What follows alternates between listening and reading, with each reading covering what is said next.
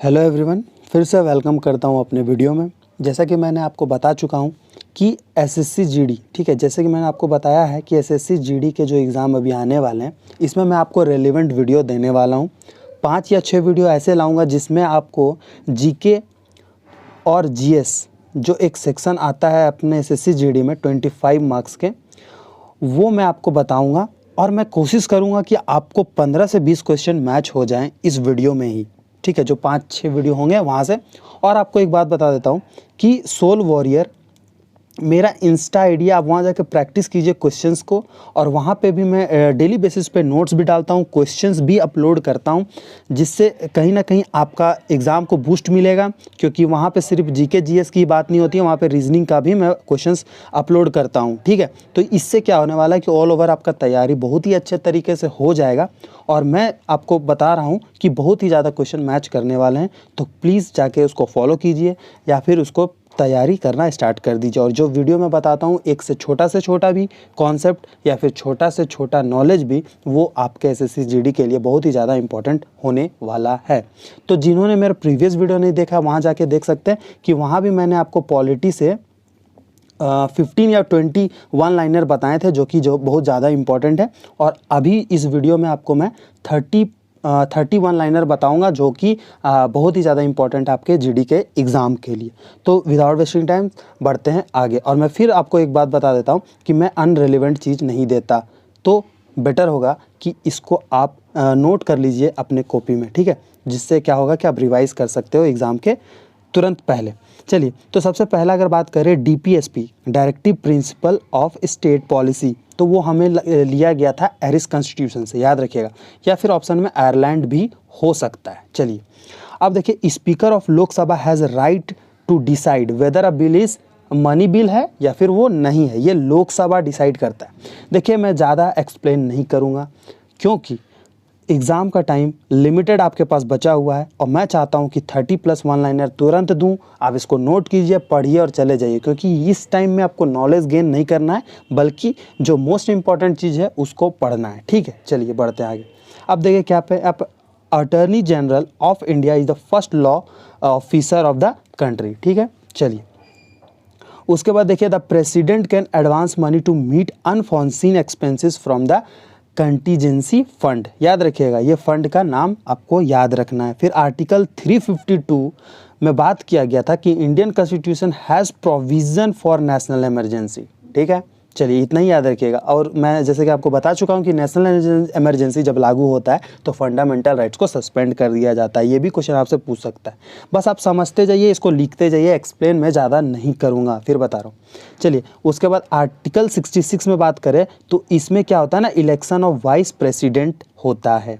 उसके बाद नेक्स्ट का बात करें, parliament can remove vice president को, वो रिमूव कर सकता है, कौन, पार्लियामेंट, ठीक है। चलिए बढ़ते हैं आगे।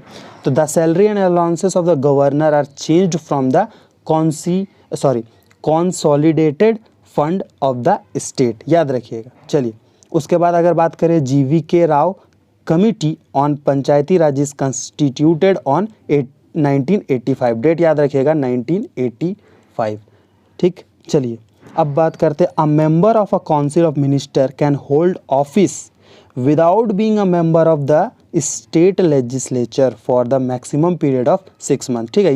ये आपसे पूछेगा कि वहाँ पे 6 मंथ, 9 मंथ, 12 मंथ कुछ भी होगा, तो आपको ध्यान रखना है कि वो 6 मंथ का होता है। फिर आपको पता ही होगा कि फंडामेंटल राइट्स कितने हैं, हाँ 7 थे। जब स्टार्ट हुआ था, जब कॉन्स्टिट्यूशन लिखा गया था, तो उसमें 7 फंडामेंटल राइट्स है, जो कि यूएसए से लिया गया था, ठीक है दोस्तों, 7 फंडामेंटल राइट। लेकिन अब यहाँ पे 6 क्या है, तो एक है राइट ऑफ प्रॉपर्टी, जिसको हटा दिया गया है 44th अमेंडमेंट से, ठीक है दोस्तों। ये बहुत ज़्यादा इंपॉर्टेंट था, नोट कर लीजिएगा। देखिए, अब लिखा हुआ है कि president of India is the executive head of state in India, याद रखिएगा, प्रेसिडेंट।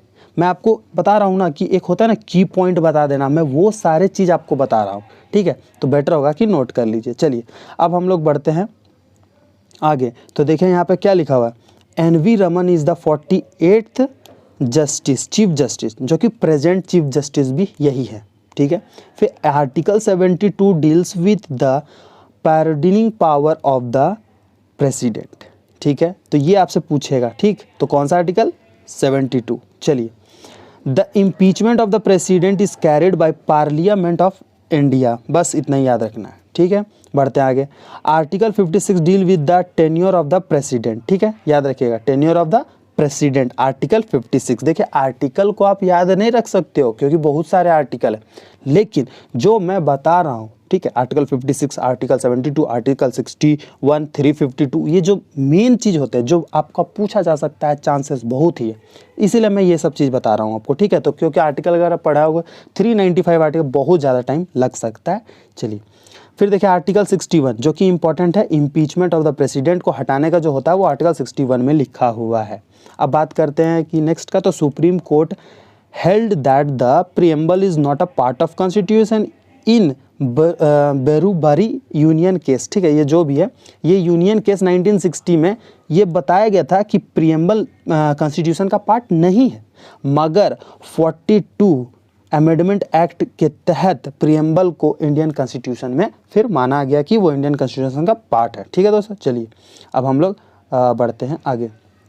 देखिए, in a parliamentary form of the governor the real power of the state are vested in the council of minister headed by prime minister, ठीक है। फिर Shri Amitabh Kant is the CEO of नीति आयोग। देखिए दोस्तों, मैं आपको फिर एक इम्पॉर्टेंट बात बता देता हूँ, ठीक है।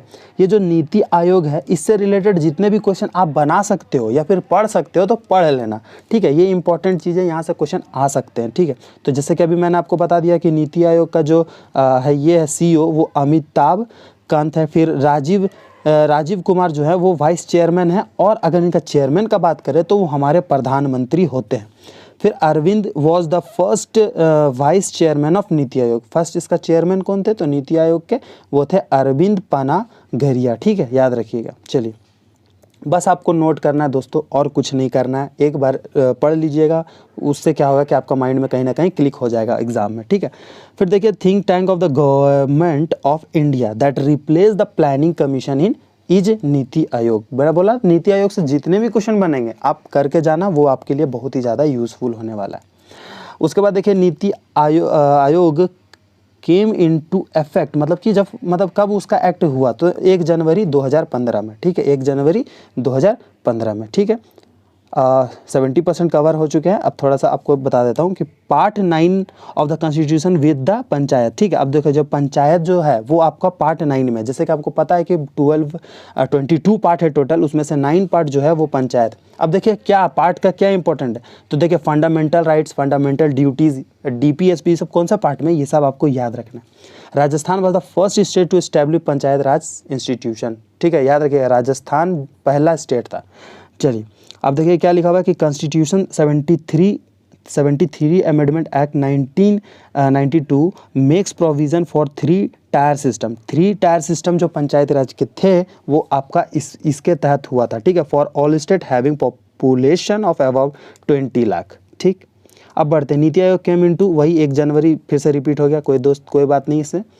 The prime minister of India is the chairman of NITI Aayog, बोला था, ये आपका इंपॉर्टेंट है, नोट कर लीजिएगा। High court issue rights under article 226, पूछा जा सकता है। फिर आर्टिकल 51 का देखिए बात किया हुआ है, 51A, याद रखिएगा, वो आपको फंडामेंटल ड्यूटीज़ कंटेन करता है, मतलब कि उसके अंदर 51A के अंदर ही फंडामेंटल ड्यूटीज़ की बात किया गया। फिर fundamental duties are mention in part 4A of the constitution, जैसा अभी मैंने अभी बता चुका था कि पार्ट 3, पार्ट 4 ये कर लीजिएगा, जैसे कि आपका फंडामेंटल राइट्स है, DPSP है, ये। बढ़ते हैं आगे। अब देखिए ये लास्ट है, ठीक है दोस्तों, याद रखिएगा, the fundamental duties are the included in the constitution by fundamental duties जो है वो 42 अमेंडमेंट से इसको जोड़ा गया था। फिर article 153 of the constitution deal with governor of state. फिर the governor of state can be removed by president, हाँ ठीक है, देखिए जो गवर्नर, स्टेट का जो गवर्नर होता है वो प्रेसिडेंट उसको रिमूव कर सकते हैं, ठीक है। उसके बाद देखिए यहाँ पे लिखा हुआ financial emergency is impose under article 360। तो आज देखिए, आज बेसिकली वीडियो तो ख़त्म हो चुका, लेकिन आपको मैं बता देता हूँ कि जैसे कि आर्टिकल जो मैंने आपको बताया, ठीक है, आर्टिकल हो गया आपका वो जो क्या बोलते हैं 352 हो गया, 360 हो गया, फिर जो जम्मू एंड कश्मीर से रिलेटेड था, J&K से रिलेटेड, वो आप पढ़ लीजिएगा। ठीक है, तो आज की वीडियो करते हैं यहीं पे ख़त्म। अगर आपको सही लगा तो लाइक कीजिएगा और दोस्तों तक शेयर कीजिएगा। फिर वीडियो लाऊंगा आपके लिए रेलेवेंट। तब तक के लिए जय हिंद, जय भारत।